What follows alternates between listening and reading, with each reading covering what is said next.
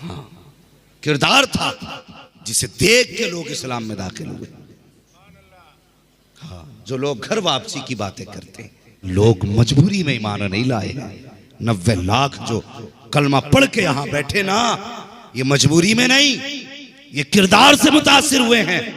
कौन नहीं जानता सरकार गरीब नवाज की अगर बचपन की बात की जाए, अल्लाह अकबर, गरीब नवाज कोई आम बेटा नहीं है मुस्तफा का। नसीब वाले हो, हिंदुस्तान लावारिस नहीं है। ये वो मुल्क है जिस मुल्क के अंदर अपना सफीर मुस्तफा ने खुद भेजा है, खुद मुस्तफा ने भेजा। और तुम्हें क्या लगता है सबसे पहले गरीब नवाज आए?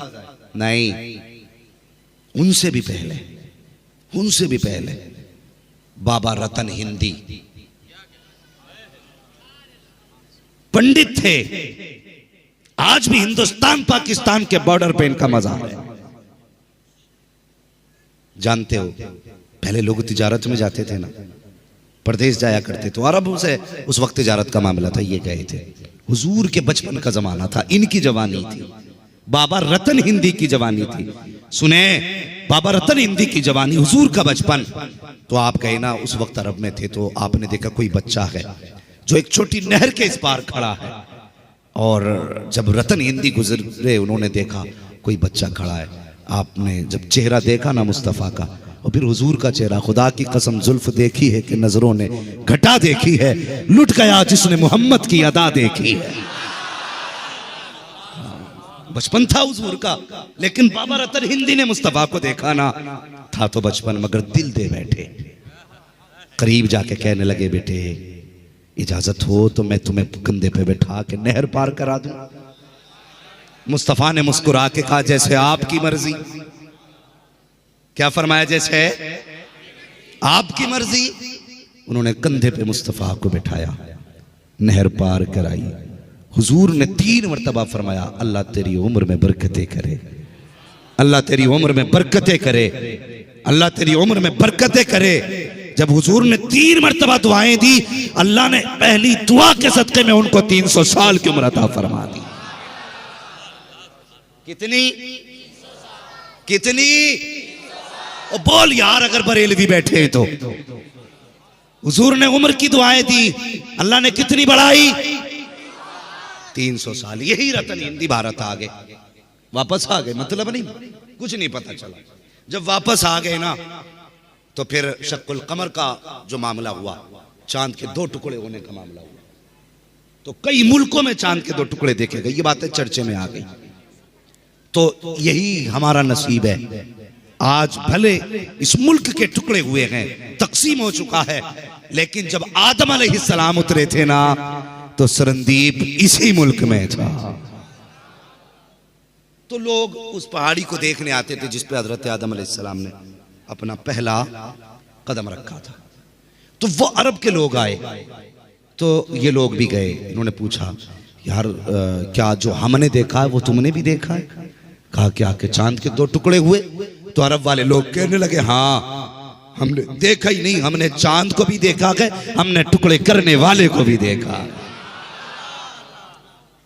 हिंदी ने इतना सुना, चांद को टुकड़े करने वाले को भी आपने देखा? कहा हाँ। कहा कैसे? कहा वो हमारे मुल्क में है, लेकिन हम तो जादू समझ रहे थे। इतना बाबा रतन हिंदी ने सुना ना, कहने लगे जरा उनके बारे में कुछ बताओ ना। लोगों ने बताया, वो कहता मैं अल्लाह का नबी हूँ, मैं खुदा का रसूल हूँ, अल्लाह एक है। ये सुन करके रतन हिंदी के दिल में ये हसरत जागी, मैं भी जाके मुलाकात करूँ। मुख्तसर अंदाज में मैं बयान कर रहा हूँ। अब रतन हिंदी ने सफर किया है, महीनों का सफर तय करके मुस्तफ़ा के मदी मक्का शरीफ पहुंचे। जब मक्का शरीफ पहुंचे, वहां पता चला वो हिजरत करके मदीना जा चुके हैं। अल्लाह अकबर। फिर आपने यहां से हिजरत की है और मदीना शरीफ पहुंचे। मुस्तफा मस्जिद नबी में बैठे थे। अल्लाह अकबर। रतन हिंदी देख रहे थे, ये है वो शख्सियत जिसने चांद को टुकड़े किए हैं, लेकिन मुस्तफा ने देखा, मुस्कुराने लग गए। फरमाते, आओ रतन हिंदी, तुमने नहीं पहचाना लेकिन मैं पहचान गया हूं। कहा कौन हो तुम? आका फरमाते हैं, जिसको कांधे पे बैठाया था मैं वही बच्चा हूं, और जिसने कांधे पे बैठाया था तुम वही हिंदुस्तानी रतन हिंदी हो। सुभान अल्लाह। नारे तकबीर, नारे रिसालत, फैजान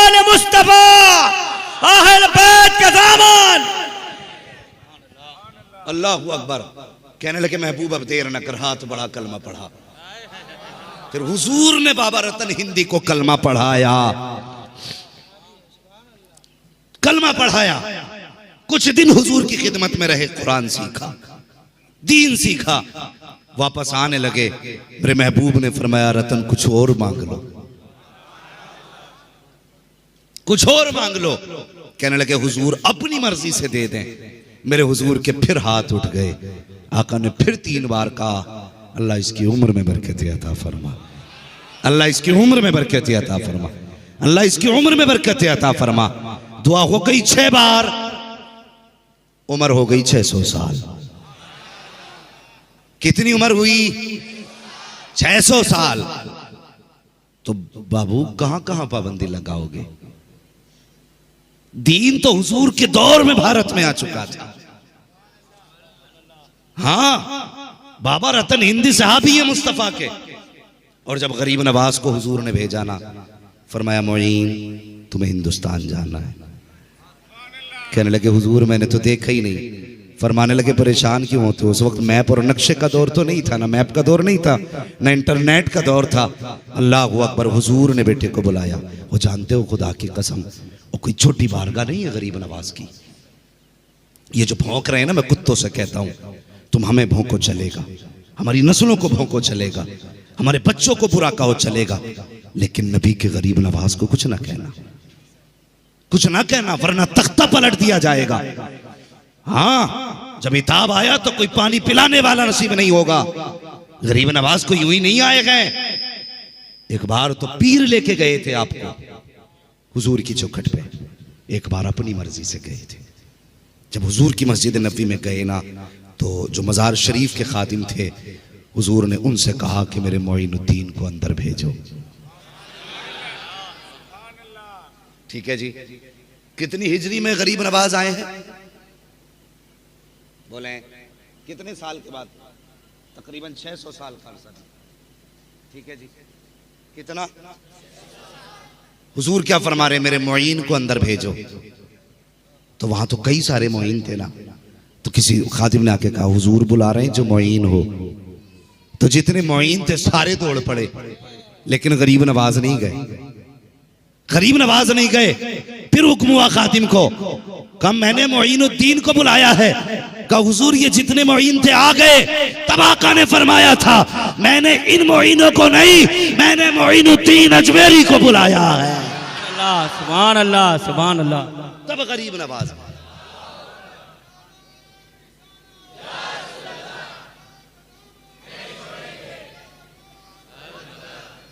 हाँ, फरमाया मैंने मोइनुद्दीन चिश्ती अजमेरी को बुलाया। फिर गरीब नवाज गए। अब सुने, अंदर गए तो क्या देखते हैं? मुस्तफा ने बाजू फैला के इस्तकबाल किया। यूं ही ना समझना, अताए रसूल गरीब नवाज हुजूर के भेजे हुए हैं। होश में काम करना, होश में। हाँ, ये गरीब नवाज भारत आए, तुम्हारी औकात क्या है तुम मिटा सको? गरीब नवाज की चौखट है। एक खातून पे कोई बच्चा ही नहीं था। जब कोई बच्चा नहीं था ना खातून पे, तो वो गरीब नवाज की चौखट पे आई। कहने लगी हुजूर दुआ करें अल्लाह मुझे एक बेटा दे दे, बेटा दे दे। और सखियों के दरबार से कभी कोई खाली गया है? कोई खाली नहीं जाता। अल्लाह ने अपने फजल से बेटा दिया। गरीब नवाज की दुआ काम आ गई। फिर वो हर साल बच्चे को लेके जाती थी। जब छठी आई ना बच्चे की, अजमेर शरीफ लेके गई। 6 साल के बच्चे कितने बड़े होते, ना समझ बच्चा था। पेशाब लगा ना, बच्चे ने वही खड़े होकर पेशाब करना शुरू कर दिया। अजमेर शरीफ में बच्ची ने पेशाब किया ना, बच्चे ने पेशाब किया, वहां एक मजार था, उस पर पेशाब बच्चा करने लगा। तो वहां जो भी लेटा है ना, कोई हल्का फुल्का नहीं लेटा है, बड़े बड़े वहां पे कुतुब लेटे हुए हैं, बड़े बड़ा कलंदर लेटा हुआ है। बच्चे ने पेशाब किया ना, तो वो जो साहिब मजार थे जलाल आया, उन्होंने उठाया, बच्चे को पटका, बच्चे का दम निकल गया, बच्चे का इंतकाल हुआ, शोर हो गया, वो बच्चा मर गया। खातून तड़प गई, लाश उठाई बेटे की, गरीब नवाज के कदमों पे रखी, जाके कहने लगी बाबा अगर जिंदगी तूने दी थी तो मौत क्यों तेरे दरबार में आई है? या तो पहले बच्चा ना देता या आज मौत ना देता। इतना कहा था, बच्चा जिंदा हो गया और शोर हो गया, बच्चा उठ गया है। फिर क्या देखा? वो जहां बच्चे ने पेशाब किया था, कब्र फटी, बुजुर्ग निकले और निकल के चल दिए। किसी ने कहा किधर जा रहे हो? कहा गरीब नवाज ने कहा है कि तूने बच्चे को क्यों मारा? कहा इसने मेरे मजार पे पेशाब किया, गवारा नहीं हुआ। तो गरीब नवाज ने कहा सुन, यहाँ पे हर तरह का आएगा, अगर बर्दाश्त कर सके तो यहाँ लेट, वरना यहाँ से उठ कहीं जाके और आराम कर ले।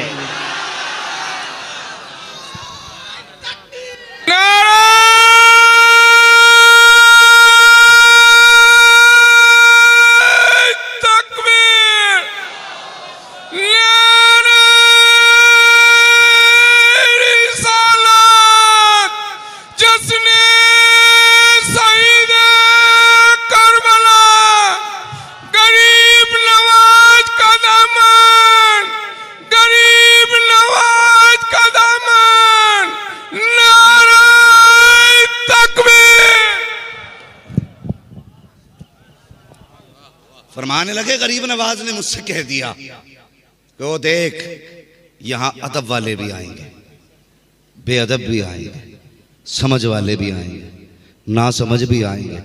फरमाने लगे बर्दाश्त कर सके तो लेट, वरना उठ कहीं और जाके अपनी क़यामगाह बना ले। फरमाने लगे बस फिर उठना ही बेहतर हो गया। अल्लाह अकबर। ये गरीब नवाज है, ये गरीब नवाज है। समझ में नहीं आया आज तक लोगों की, समझ में ही नहीं आया। यही गरीब नवाज है। आपने सुना होगा ना जादू के जरिए क्या क्या ना किया गया, सब कुछ किया गया। आखिरकार जब कोई सूरत ना बनी ना, तो राजा ने ना फिर एक किलर को बुलाया, पैसे लेके गर्दनें काटता था। उससे कहा सुन, एक बाबा है और वो फला जंगल में एक पेड़ के नीचे रहता है, ऐसा कर तू उसकी गर्दन काट ला, आधी सल्तनत दे दूंगा। कितनी? आधी सल्तनत। उसने कहा बात बड़ी सस्ती है, सौदा बड़ा महंगा हो रहा है। कहा एक बाबा की गर्दन काटनी है, संती की गर्दन काटनी है, आधी बादशाहत मिल जाएगी खुशी खुशी में। खंजर लगाया और तलाश में निकला गरीब नवाज की। क्या देखा? गरीब नवाज बैठे हुए हैं, मुस्तफा की हदीसें सुना रहे हैं। पीर भी ऐसे ही नहीं थे वो जो लोग कहते थे नहीं नहीं नहीं नहीं वो पीरों की दुनिया अलग है और मौलवियों की दुनिया अलग है, और तू किसी दुनिया का नहीं है और ना तू किसी दीन का है।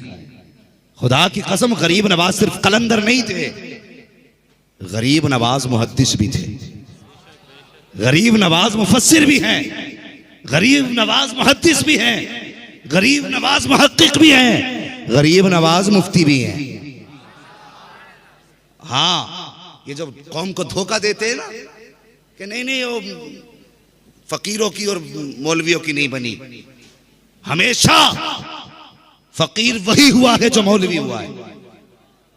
और जब से तू दुनिया का फकीर हो गया ना, तो मौलवियों ने उठा के फेंक दिया।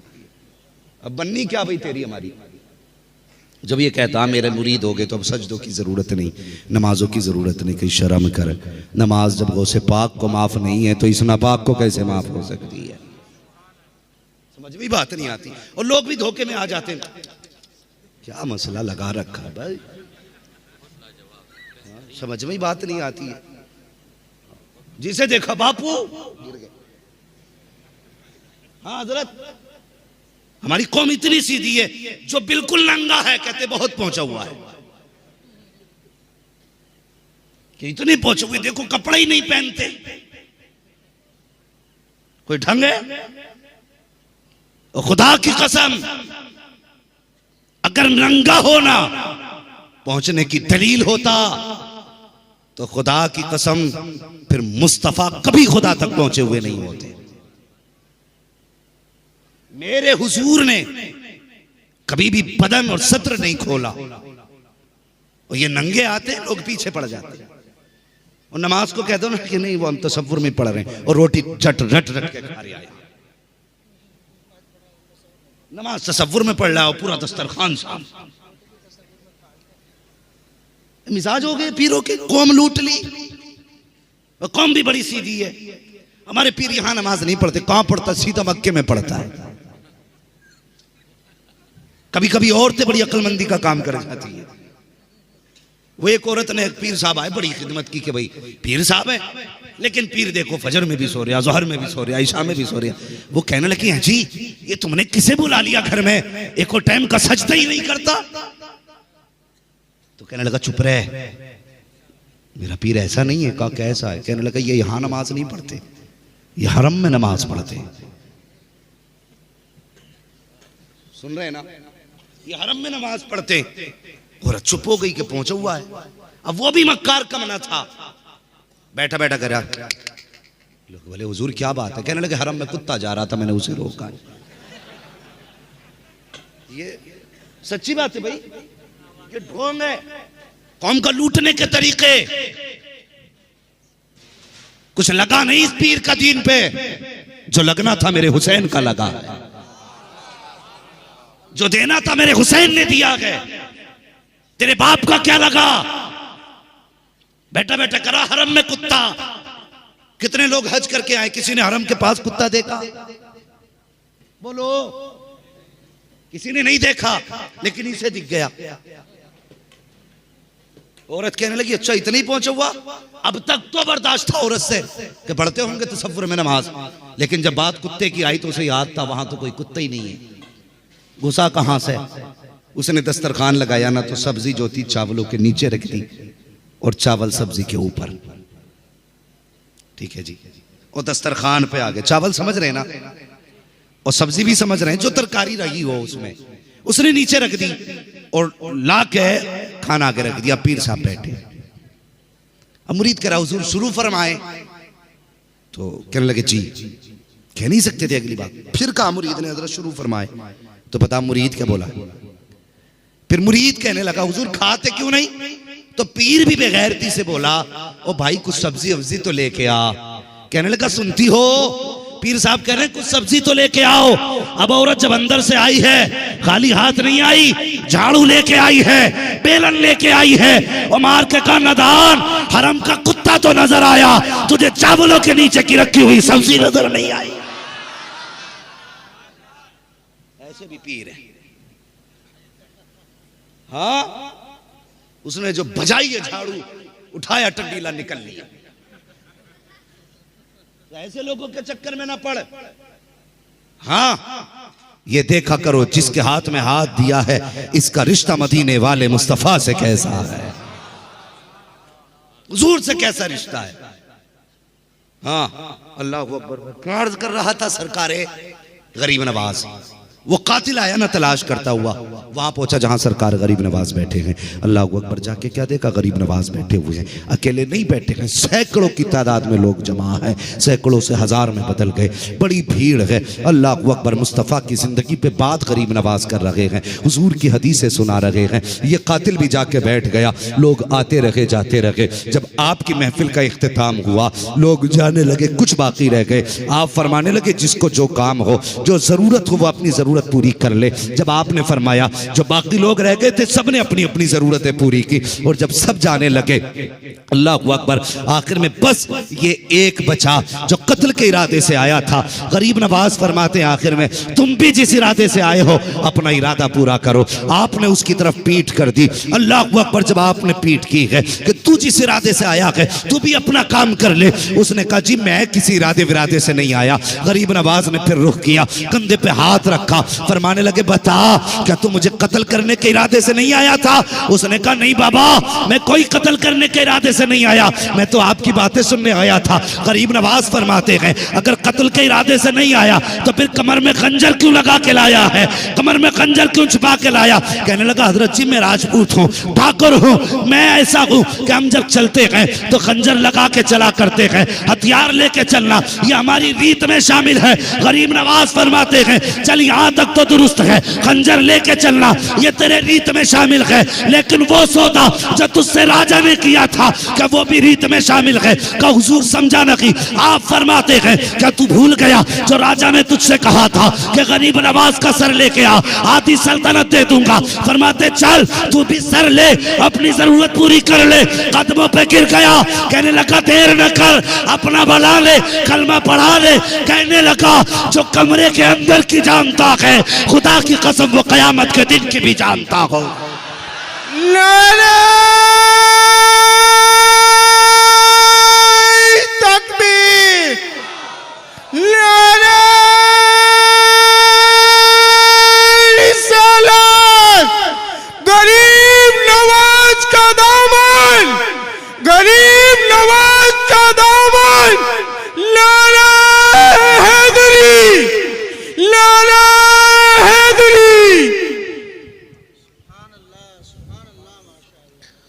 भाई, कहने लगा जो वहां तो सिर्फ राजा था और मैं था, कोई तीसरा ही नहीं था।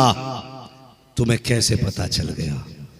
जो वहां की बात जानता है वो वहां की बात भी जानता होगा।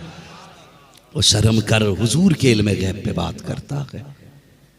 हाँ, वो बता, जब गरीब नवाज दिलों के हाल जानता है तो फिर नबियों का इमाम क्या क्या नहीं जानता होगा।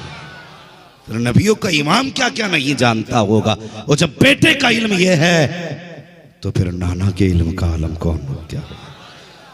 सरकार गरीब नवाज है, अल्लाह अकबर। किरदार होता, देखो अल्लाह वालों के अपने अपने किरदार हैं। ऐसे जो कत्ल करने आते थे, भाई जरा अपने कातिल को माफ करने का हुनर रखते हो। जब आपने फरमाया ना कि क्या वो भी झूठ था, उसने कहा कलमा पढ़ाइए, अल्लाह अकबर। उसने कहा ये खंजर लो मेरा, मैं इस लायक ही नहीं कि मुझे माफ किया जाए, मैं ऐसे महान आदमी का सर काटने आया था। आपने फरमाया सुन, सर काटना हमारा उसूल नहीं है, सर बचाना हमारा उसूल है। हम जिस घर से ताल्लुक रखते हैं वो बदला नहीं लिया करते, वो तो माफ किया करते हैं, वो तो माफ किया करते हैं। यही सरकार गरीब नवाज है। तवज्जो है आप लोगों की? थके तो नहीं है अभी आप? जरा कह दें या रसूल अल्लाह। अल्लाह सलामत रखे। सरकार गरीब नवाज है। हिंदुस्तान आ गए और काफी लंबे झगड़े होते रहे, बहसें चलती रही। गरीब नवाज, अच्छा एक उसूल होता है इन लोगों में, एक रीत है। ये लोग कुछ अपने अपने मजहब के मुताबिक ये करते हैं कि दूध चढ़ाने की एक रस्म इनमें चलती। तो पंडित जी थे, वो रोज दूध लेके जाते थे लोटिया में मंदिर में चढ़ाने के लिए। चढ़ा के आते थे। एक दिन उनकी बच्ची कहने लगी, अब्बा जी। कहा क्या? कि कल दूध मैं लेके जाऊंगी मंदिर। तो पंडित जी कहने लगे, नहीं बेटी तुम मत जाना, हम खुद जाएंगे। बच्ची ने कहा नहीं अब्बा मैं जाऊंगी। इकलौती बेटी थी पंडित जी की, इकलौती बेटी। तो कहा ठीक है चली जाना। वो बच्ची पहली बार मंदिर गई, दूध का प्याला था। उसे तो यही पता था कि हमारे देवता दूध पीते हैं, ठीक है, सादा दिल बच्ची। उसे पता था कि हमारे देवता दूध पीते हैं। बच्ची गई ना मंदिर में, और जाने के बाद कहने लगी, महाराज दूध पी लो, भगवान दूध पी लो। लेकिन मूर्ति पत्थर की थी, तो उससे कोई जवाब, समझ रहे ना, उससे कोई जवाब। जब कोई जवाब नहीं आया, बच्ची ने समझी शायद ये मेरे पापों से मुझसे नाराज है। बच्ची कहने लगी, जब तक दूध पियोगे नहीं मैं जाऊंगी नहीं। और ये बहस हो गई लंबी बच्ची की। फिर आखिरकार नतीजा ये पहुंचा, बच्ची ने कहा महाराज अगर दूध नहीं पीते ना तो लो फिर मैं जान अपनी तुम्हारे कदमों पे देने लगी हूं। ये कह के बच्ची ने ना अपना सर उनके कदमों में मारना शुरू किया। उस मूर्ति के पैरों में, पत्थर की मूर्ति थी, पैरों में सर मारना शुरू किया ना। बच्ची का सर फटा, खून बहने लगा। इत्तेफाक से सरकार गरीब नवाज गुजर के जा रहे थे, बच्ची को सर मारते देखा ना, फरमाने लगे बेटी क्या बात है? उसने सर उठा के कहा बाबा आप अपना काम करो, मुझे मेरा काम करने दो। कहा बता तो सही बात क्या है? उसने कहा रोज मेरे पापा आते हैं, इन्हें दूध पिला के जाते हैं, आज मैं दूध लेकर के आई हूं, ये दूध पीने ही तैयार नहीं है। मुझे लगता है ये मुझसे नाराज हैं। बाबा मैं अपने पापों का प्रायश्चित कर रही हूं, और ये मैंने कसम खाई है या तो ये दूध पिएंगे या फिर मैं अपनी जान दूंगी। आप फरमाने लगे बेटी पत्थर की मूर्त कभी दूध नहीं पीती है। कहा नहीं बाबा आप जाइए, आप हमारे धर्म के बारे में क्या जाने। बच्ची ने इनकार किया। बच्ची ने फिर सर मारना शुरू किया। आप फरमाते बेटी जाएगी नहीं? कहा नहीं, जब तक ये दूध नहीं पिएंगे मैं जाऊंगी नहीं। गरीब नवाज मुस्कुराए, फरमाने लगे सुन अगर ये कहती है तो दूध क्यों नहीं पीता? फिर भी कोई आवाज नहीं आई। आपने मूर्ति के कान पकड़े, फरमाने लगे दूध पीता है कि नहीं? जब इतना कहा है पत्थर के मूर्त के हाथ उठे हैं, प्याला पकड़ा के दूध पीना शुरू कर देती है। अल्लाह, नारे तकबीर, नारे रिसालत। सरकार ख्वाजा गरीब नवाज के दामन, ख्वाजा का हिंदुस्तान, ख्वाजा का हिंदुस्तान। कान पकड़ के हट दिया, पीता है कि नहीं? कट कट कट पीना शुरू कर दिया। अब बच्ची खुश घर पहुंची। अब बच्ची के माथे से खून, कपड़ों पे खून। ये समाज बड़ा अजीब है हमारा, बड़ा अजीब समाज है हमारा। बेटियां हो जाए तो बेटियों का ताना, जवान हो जाएं तो जहेज के लालच में आकर के बेटियां कबूल ना करना, और जहेज की वजह से बेटियों की उम्र हो जाए तो फिर उनकी ज्यादा उम्रों के ताने देना। हम किसी को चैन से रहने ही नहीं देना चाहते। हाँ, बच्ची का सर फटा, खून बहा, घर आई, बस्ती वाले सब सोचने लगे लगता है आज कुछ गड़बड़ हुई है। लोग पीछे पीछे लग गए। बच्ची घर आई तो बाप बाप होता है। बेटी से कहने लगा बेटी ये क्या हुआ? कहने लगी बाबा मैंने आज अपने देवता को दूध पिलाया है। तो बाप कहने लगा नहीं बेटी, मुझे तो उम्र मेरी बीत गई, 50-60 साल हो गए, कभी मैंने नहीं पिलाया, तूने कैसे पिला दिया? फरमाने लगे, जैसी उसने कहा ना तूने कैसे पिला दिया, कहा बाबा मैं पिला के आई हूं। तो लोग कहने लगे पंडित तेरी बेटी झूठ बोल रही है, ये बातें बना रही है, लगता है इसकी इज्जत किसी ने लूट ली है, इसलिए इसकी ये कंडीशन है। अब इसे कोई बहाना ना मिला तो इसने आके ये बातें बनाई। बातें होने लगी, बाप ने हाथ जोड़े, बेटी मेरी पगड़ी देख तेरे कदमों पे, सच बता क्या हुआ है? बच्ची कहने लगी बाबा मैं सच कहती हूँ, मैं आज अपने देवता को दूध पिला के आई हूँ। पंडित परेशान, बेटी बताना ये समाज देख कैसी कैसी बातें कर रहा है, न मेरी इज्जत सलामत है न तेरी इज्जत सलामत है। बच्ची ने रो के कहा अब्बा मैं सच कहती हूँ, मैं दूध पिला के आई हूँ। लोग कहने लगे पंडित तू यकीन कर अपनी बेटी का, हमें यकीन नहीं है, हम नहीं मानेंगे कि तेरी बेटी दूध पिला के आई हो। पत्थर कभी दूध पिया करते हैं? जब ये बात पंडित से लोगों ने कही है, पंडित कहने लगा बेटी कम से कम कुछ तो हया कर, बाप की इज्जत का ख्याल कर, झूठ भी बोलती तो ऐसा बोलती जो चल जाता, तूने झूठ भी ऐसा बोला है जिसे लोग तस्लीम करने तैयार नहीं है। बच्ची कहने लगी अब्बा कोई माने ना माने, सच यही है कि मैं दूध पिला के आई हूँ। बस्ती के लोगों ने कहा पंडित अपनी बेटी से कह दे। कहा कौन सी बात? कहा अगर ये दूध पिला के आई है तो इससे कह अगर जिसने आज दूध पिया है वो कल भी तो दूध पी सकता है। अल्लाह अकबर। पंडित ने कहा बेटी क्या तू ये बता सकती है जिसने आज दूध पिया है उसको कल दूध पिला देगी? बच्ची कहने लगी बाबा क्यों नहीं, जब मैंने आज दूध पीते देखा है और खुद पिलाया है तो मैं कल भी पिला सकती हूँ। बस्ती ने जब इतना कहा, बस्ती वालों ने कहा पंडित अपनी बेटी से कह कल ये दूध लेके मंदिर चले, देख तू सच्चा तेरी बेटी सच्ची है, इसका झूठ भी पकड़ा जाएगा, सच भी साबित होगा। जब अगला दिन आया है पूरी बस्ती के लोग बल्कि दूर दराज के लोग इकट्ठे हुए हैं और एक अनोखा मंजर देखने जा रहे हैं कि देखे पत्थर कैसे दूध पीता है। बच्ची ने दूध का प्याला लिया है, वही जगह वही मंदिर है, वही पत्थर की मूर्ति वही बेटी है, जाके कहती महाराज दूध पी लो। बच्ची ने कहा है, फिर कोई जवाब नहीं आया, वो तो पत्थर पत्थर बन गया, फिर दूध कैसे पीता? लोग हंसे ठट्टा मारा, कहा देख पंडित हमने कहा था तेरी बेटी झूठ बोल रही है, कहना इससे ये दूध पिलाए। बच्ची रोने लग जाती है, कहती महाराज मेरी इज्जत का सवाल है, जैसे कल दूध पिया था वैसे आज दूध पी लो। कोई जवाब नहीं आया। सबने कहा पंडित लानत हो तेरी बेटी की जिंदगी पे, इज्जत लुटा के गई है, बदनाम देवता को कर रही है। जब इतना बच्ची ने सुना है वो चला आ गया बेटी को, उसने कहा सुन दूध पीता है या कल वाले बाबा को बुलाना पड़ेगा। इतना कहने की देर थी, फिर हाथ बढ़ाया, दूध पीना शुरू कर दिया। लोग कहने लगे बेटी ये कल वाला बाबा कौन है? कहा मैं नहीं जानती, लेकिन चेहरा बता रहा था वो कोई आम ना था बल्कि आसमानों से उतरा हुआ कोई फरिश्ता था। अल्लाह, नारे तकबीर, नारे रिसालत, फैजान ख्वाजा गरीब नवाज, ख्वाजा का हिंदुस्तान। बच्ची ने गुस्से में कहा पीता है या बुलाऊं कल वाले बाबा को? खट से पीना शुरू कर दिया। लोग बोले बेटी ये कल वाला बाबा कौन है? कहने लगी अब्बा चेहरे से फरिश्ता लगता था,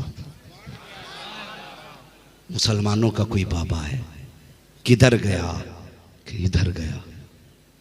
लोग तलाश में निकले, वही पेड़ वही जगह, गरीब नवाज वहीं बैठे। लोग जाके कहने लगे महाराज आज के बाद हम तुम्हारी पूजा करेंगे।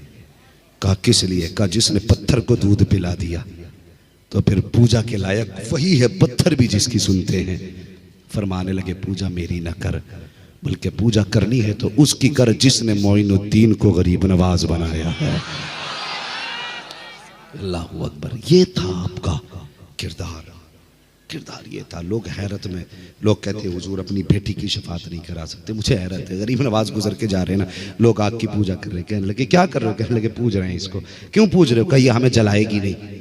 फरमाने लगे अच्छा फिर हाथ डाल इसमें। कब से पूज रहे हो? क्या उम्रें गुजर गई, बाप दादा से पूजते चले आ रहे हैं। कहा हाथ डालना, तुम्हें हजारों साल आग पूजते हुए होगे, लेकिन आज तक ये तुम्हें जला रही है। आपने अपना जूता उठाया, आग में रख दिया, लकड़ी की कड़ा होती, बहुत देर तक रखे रही हो, फिर हाथ डाला, यूं ही निकाल के रख दी। खुदा की कसम जर्रा बराबर भी जूती जलना तो दूर की बात, गर्म तक नहीं हुई थी। अल्लाह सुभान अल्लाह।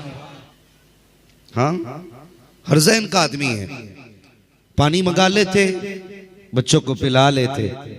उनके लिए सीधी सी बात है कि शाने हुसैन और है, इम्तिहाने हुसैन और है।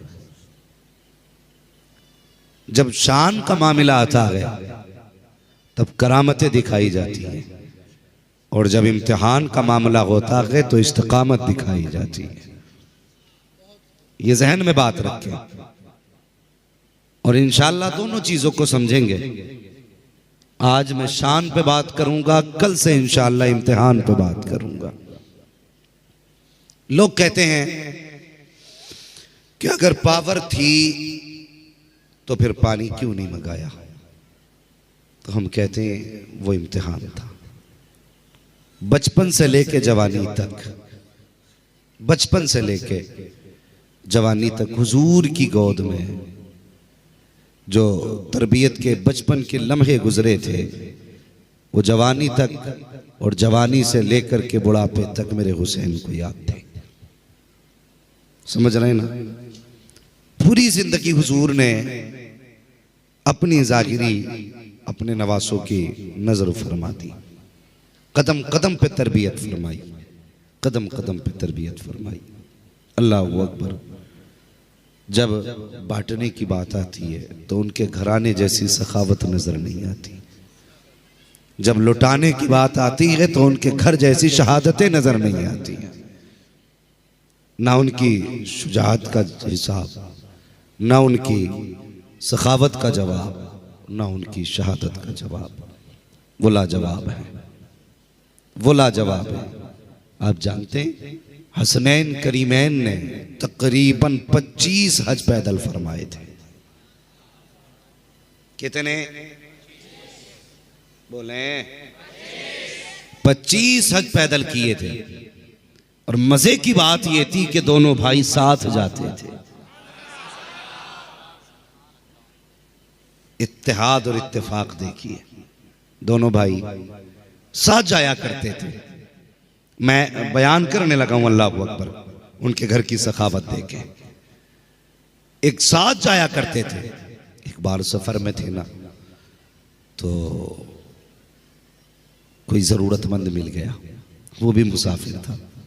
अब पहले होटल तो नहीं थे रोडों पे, जहां चाहा गाड़ी रोकी खा लिया, सवारी रोकी खा लिया, रुके खा लिया। कोई होटल वोटल नहीं था। लोग अपना सामान सफर लेके साथ चला करते थे। कोई ऐसा मुसाफिर मिला जिसके पास सामान सफर खत्म हो गया था। ठीक है जी, उसने शहजादों को आते देखा, कहने लगा चेहरे से बड़े बाप के बेटे लगते हो। जो समझ गए अल्लाह उन्हें मुस्तफा का मदीना दिखा दे, कि चेहरे से बड़े बाप के बेटे लगते हो। का फिर का मुसाफिर हूं, खाने पीने का सामान खत्म हो गया। दोनों भाइयों ने एक दूसरे का चेहरा देखा, सोचने लगे अगर इसे दिया तो हम पे क्या बचेगा। फिर दिल ने कहा यार अगर खाली गया तो हमारा क्या रह जाएगा। समझ लेना, दोनों बातों में फर्क है, गौर करें। वो कहते हैं अगर इसे दे दिया तो हमारे पास क्या बचेगा, और कहने लगे अगर ये खाली चला गया तो हमारा क्या रह जाएगा। वो जानते हैं आज तक हमारे दरवाजे से कोई खाली नहीं गया। जितना था सामान सफर सब उठा के साहिल के हवाले कर दिया। और फिर दोनों भाई चले। रास्ते में भूख लगी। आका हुसैन कहने लगे भाई हसन का जी का भूख लगी है। अब हिम्मत जवाब दे रही है। कहने लगे चलो आगे चलते हैं, अल्लाह कोई ना कोई इंतजाम करेगा। ठीक है, आगे चलते हैं। ये कोना माशाल्लाह बड़ा अच्छा कोना रहता है।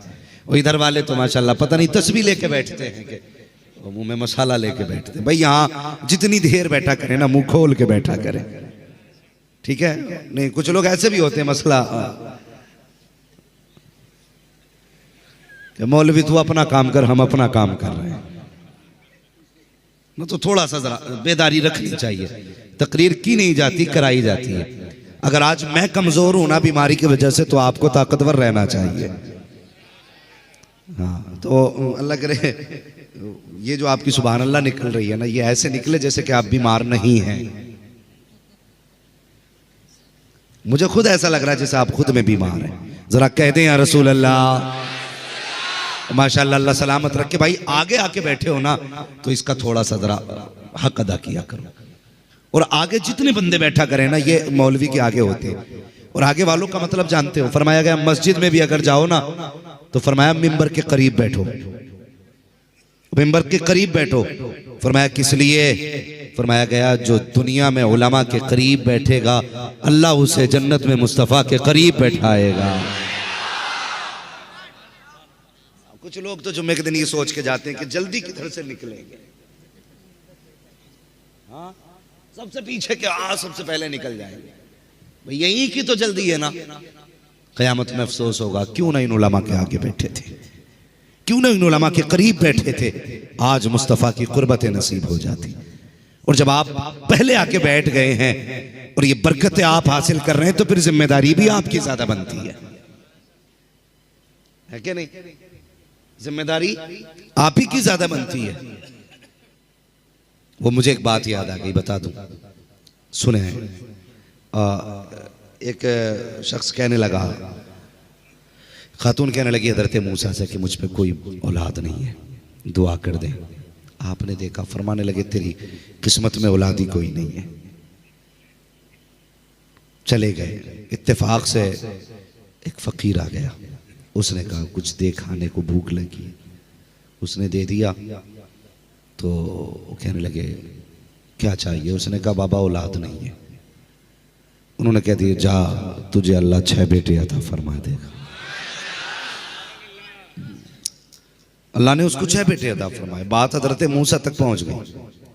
कहने लगे दूर पे जाके, अल्लाह मैंने जब देखा था इसकी किस्मत में लिखा ही कुछ नहीं था, लिखा ही कुछ नहीं था, और तूने 6 बेटे उसे दे दिए, कैसे दिए?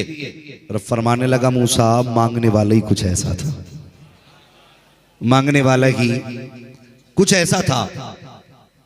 तो रब ने फरमाया अगर पता ही लगाना है ना, तो एक काम कर, जा जमीन पे जा और एक तश्त ले, एक चाकू ले, और जमीन पे घूम और मेरे बंदों से मेरे लिए गोश्त लेके आ। मेरे बंदों से मेरे लिए गोश्त लेके आ। सबके पास गए, किसी ने न दिया। आखिर में वही फकीर मिला। क्या बात है मूसा, कर रब ने बंदे का गोश्त मंगाया। कल्ला चाकू दे, चाकू लिया, यहाँ का गोश्त काटा, यहाँ का काटा, यहाँ का काटा, यहाँ का काटा, हर जगह का गोश्त काट के रखा। कहा इतनी जगह का क्यों काटा? वो कहने लगा मुझे नहीं पता कि रब ने कहाँ का मांगा है, मुझे नहीं पता कहाँ का मांगा है, इसलिए मैं हर जगह का गोश्त काट के दे रहा हूं। रब की बारगाह में लेके पहुंचे। मूसा इतनी देर कैसे लग गई? कहने लगे मालिक में जमीन पे फिरा, कोई देने वाला नहीं था, कोई देने वाला नहीं था। का फिर का बस लास्ट में एक गरीब फकीर ने यह दिया है। रब ने फरमाया मूसा तुम भी तो मेरे बंदे थे, गौर करना, तुम भी तो मेरे बंदे थे, तुम भी तो दे सकते थे। अल्लाह अकबर। फरमाया जिसने जिस्म के एक एक जगह का एक एक टुकड़ा मुझे काट के दे दिया, बताकर वो मुझसे मांगे तो मैं इनकार कैसे कर सकता हूं? हाँ, तो थोड़ी सी जिम्मेदारियां बनती हैं। इश्क है तो इश्क का इजहार होना चाहिए, हर गली हर कूचे में प्रचार होना चाहिए। दोनों शहजादों ने सब कुछ दे दिया। भूख लगी, आका हसन कहने लगे भाई, आका हुसैन ने कहा भूख लगी है। कहने लगे कुछ दूर चलो ना, कोई ना कोई इंतजाम होगा। जब चले तो रास्ते में ना एक झोपड़ी नजर आई, तो दरवाजे पे आवाज दी, है कोई घर के अंदर? कोई है? बूढ़ी ने लाठी हाथ में पकड़ी ना और पकड़ के उसके सहारे बाहर आई। कहने लगी कौन है? कहने लगे माई मेहमान है, परदेसी है, कुछ मिलेगा? बूढ़ी कहने लगी घर में कुछ और नहीं, एक दूध का प्याला तो है। कहा मेरे बच्चों अगर कहो तो वो दूध ला दूं। कहने लगे माँ भूख लगी है, जो मिल जाए बेहतर ही बेहतर है। इतना कहा खातून अंदर गई, दूध का प्याला लाई। लाने के बाद शहजादों की बारगाह में पेश किया। अल्लाह अकबर, आधा प्याला दूध आका हसन ने पिया है, आधा प्याला आका हुसैन ने पिया है। वो जब पी के जाने लगे, खातून ने कहा जरा शहजादों ठहरो तो सही, मैं तुम्हारा चेहरा तो देख लूं। कहा माँ किस लिए? कहा मैं ये देख रही हूं जिसके ऐसे बेटे हैं वो माँ कितनी शान वाली रही होगी। अल्लाह, नारे तकबीर, नारे रिसालत, हसनैन करीमैन का दामन। कहने लगी जिसके बेटे ऐसे हैं वो माँ कितने नसीब वाली होगी। मुस्कुरा के कहने लगे अच्छा माँ इजाजत दे। जब आप चलने लगे ना, बूढ़ी ने कहा शहजादो जरा ठहरो तो सही। कहा क्या? कभी नजरें फेरे, कुछ देर हुई है, तुम्हारी याद सता रही है। अगर महीने बीत गए तो कितनी याद आएगी। कहा कहना क्या चाहती हो? खातून ने कहा बेटे जाते जाते पता तो बता के चला जा, अगर जी चाहे तो कभी मिल तो सकूं। आपने फरमाया माँ अगर हमसे मिलना हो तो मुस्तफा के मदीने आ जाना, आका के घर की भी ज़ियारत हो जाएगी, हमारी भी ज़ियारत हो जाएगी। अल्लाह अकबर। शहजादे चले गए। दूध कितना पिया? अल्लाह सलामत रखे बेटे, तुम्हारे माँ बाप सलामत रहे, लंबी उम्र पाए। कितना दूध पिया? आधा प्याला। साल महीने गुजरे। एक दिन यही खातून मुस्तफा की गलियों में टहल रही थी। आका हुसैन की नजर पड़ गई, पहचान गए ये तो वही खातून है जिसने मुझे दूध पिलाया था। आज लोग परवरिश के बाद भूल जाते हैं, परवरिश के बाद भूल जाते हैं। जिसने उंगली पकड़ के चलना सिखाया है आज लोग उसे भूल जाते हैं। जिसने बोलना सिखाया है जब बोलने लगते हैं तो फिर उसी पे बरसने लगते हैं। हाँ, जिन पत्थरों को हमने सिखाई थी गुफ्तगू, जब बोलने लगे तो हम ही पे बरस पड़े। आज जिन्हें हम बोलना सिखाते हैं वही लोग हमारे खिलाफ बोला करते हैं। मगर खुदा की कसम कुर्बान जाओ मुस्तफा की नस्ल